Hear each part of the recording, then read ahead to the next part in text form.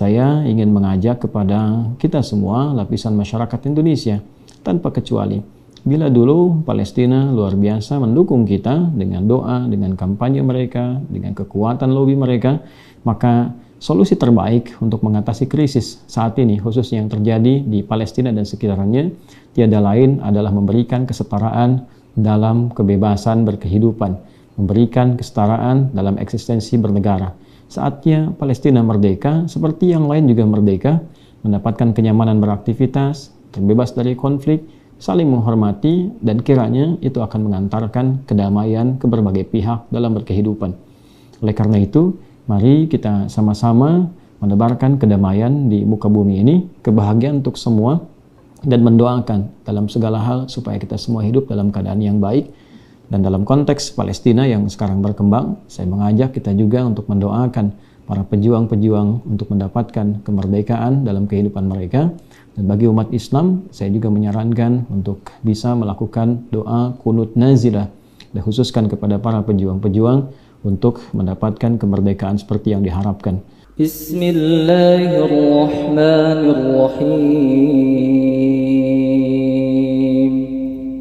Alhamdulillahi Rabbil Alamin alladhi a'azza al-Islam wal mu'minin ila yaumiddin wassalatu wassalamu ala rasulillahi alladhi ursila rahmatan lil alamin wa ala alihi wa sahbihi wa dhurriyyatihi wa ummatihi ila yaumiddin wa ba'd.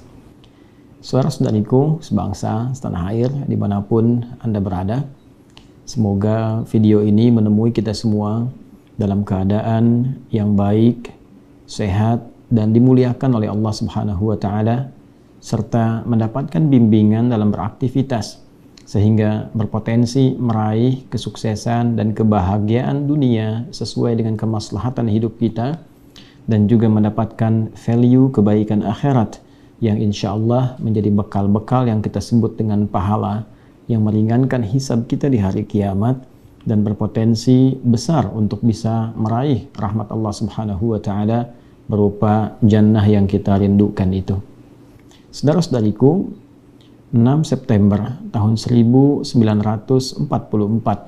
saat kita masih berjuang dengan darah, keringat, air mata, diwakili dengan merah dan putih itu yang kelak akan menenun bendera yang membawa sekian makna perjuangan yang kita hormati sampai dengan kini, yang tentu seluruh perjuangan itu diwakili oleh orang-orang hebat, orang tua kita yang sangat luar biasa, yang sampai sekarang kita sertakan dalam doa-doa terbaik kita. Dalam momentum itu terdapat seorang sosok besar, 6 September 1944, langsung dari Jerman dengan menggunakan satu wasilah radio berbahasa Arab. Beliau adalah seorang mufti dari Palestina, mufti dari Yerusalem, bernama Syekh Muhammad Amin Al-Husaini, yang dengan sangat luar biasa lantangnya, semangatnya, memberikan dukungan yang sangat mutlak dan sangat kuat terhadap kemerdekaan negara kesatuan Republik Indonesia secara de facto. Dukungan yang disiarkan melalui radio Jerman berbahasa Arab inilah yang kemudian menyebar di dunia Arab, yang melahirkan dukungan-dukungan baru yang sangat kuat, bahkan bukan sekedar dukungan moral ataupun intelektual, tapi juga ada materi-materi yang juga disuguhkan dari mulai Palestina sampai ke Mesir dan beberapa negara-negara Arab yang menyusul kemudian. Alhamdulillah atas berkat rahmat Allah Subhanahu wa Ta'ala, dengan perjuangan para orang tua kita, dengan doa mereka, dengan tenaga mereka, darah, keringat, air mata mereka, terwujudlah kemerdekaan Indonesia itu di hari Jumat yang kita ketahui dengan tanggal 17 Agustus tahun 1945, dan sampai dengan sekarang sudah sekian masa kita nikmati kemerdekaan itu, 78 tahun tepatnya, yang tentu mesti kita isi dengan semangat untuk membangun, kompak, terjauh dari perpecahan. Dan dengan itu insya Allah kita bisa membangun negeri ini sesuai dengan harapan para pejuang-pejuang kita yang menginspirasi dan mengarahkan kita untuk selalu bersatu dalam kebaikan, dan juga menjadikan Indonesia ini negara yang kuat, makmur, dan lebih daripada itu diridhoi oleh Allah Subhanahu wa taala, karena kita meraihnya pun atas berkat rahmat Allah yang Maha Kuasa. Saudara-saudariku, 4 tahun setelah peristiwa pengumuman itu, tepatnya tahun 1948, ternyata mufti besar itu dari tempat ia dilahirkan, tempat ia tumbuh berkembang bahkan menjadi mufti, keadaan menjadi berbalik. Saat 6 September 1944 ia dengan lantang menyuarakan kemerdekaan Indonesia, maka 4 tahun kemudian ternyata negeri tempat ia terlahir, negara yang eksis dalam kehidupannya, menjadi berbalik terjajah sampai dengan kini. Sekian puluh tahun telah berlalu, dan menariknya, dan juga bukan hanya menarik dalam konteks positif, tapi juga memberikan makna-makna yang ironi, makna-makna negatif kepada kita semua, bahwa sekian puluh tahun ini semua terjadi, dari mulai pembunuhan, dari mulai pelecehan, penodaan, sampai ke situs-situs suci. Rasa-rasanya mata-mata dunia sampai dengan kini jarang sekali tertuju dengan objektif, memberitakan dengan sesungguhnya, bahkan menjadi narasi-narasi yang berputar terbalik sehingga memberikan opini yang berbeda, khususnya pada generasi masa kini yang tidak membaca dengan teliti perjalanan sejarah, yang tidak mengetahui eksistensi dari penjajahan dan sebagainya.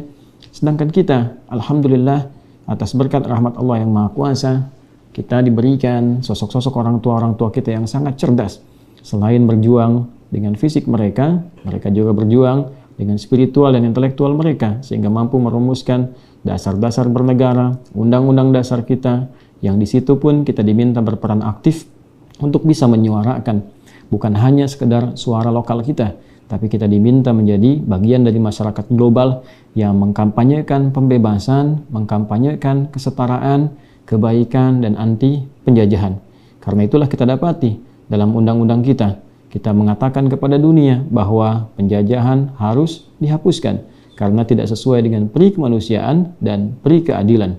Oleh karena itu, dalam video yang singkat ini, saya ingin mengajak kepada kita semua, lapisan masyarakat Indonesia, tanpa kecuali, bila dulu Palestina luar biasa mendukung kita dengan doa, dengan kampanye mereka, dengan kekuatan lobi mereka, maka solusi terbaik untuk mengatasi krisis saat ini, khususnya yang terjadi di Palestina dan sekitarnya, tiada lain adalah memberikan kesetaraan dalam kebebasan berkehidupan, memberikan kesetaraan dalam eksistensi bernegara. Saatnya Palestina merdeka, seperti yang lain juga merdeka, mendapatkan kenyamanan beraktivitas, terbebas dari konflik, saling menghormati, dan kiranya itu akan mengantarkan kedamaian ke berbagai pihak dalam berkehidupan.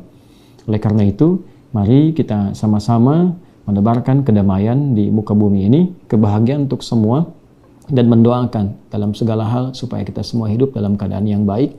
Dan dalam konteks Palestina yang sekarang berkembang, saya mengajak kita juga untuk mendoakan para pejuang-pejuang untuk mendapatkan kemerdekaan dalam kehidupan mereka.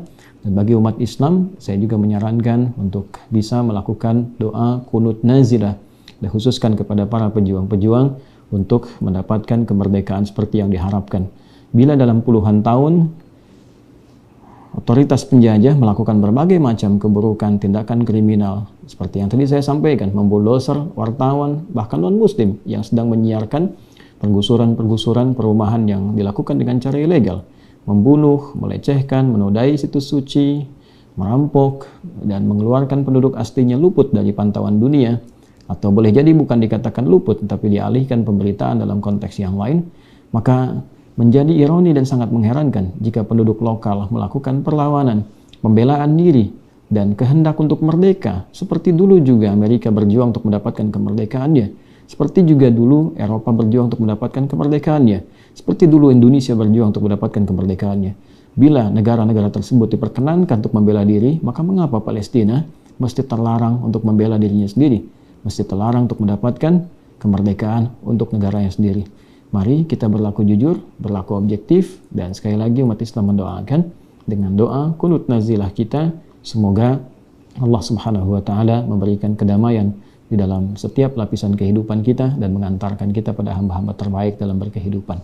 Terima kasih. Mohon maaf bila kurang berkenan. Semoga Allah mengampuni kita semua. Adi Hidayat. Assalamualaikum warahmatullahi wabarakatuh.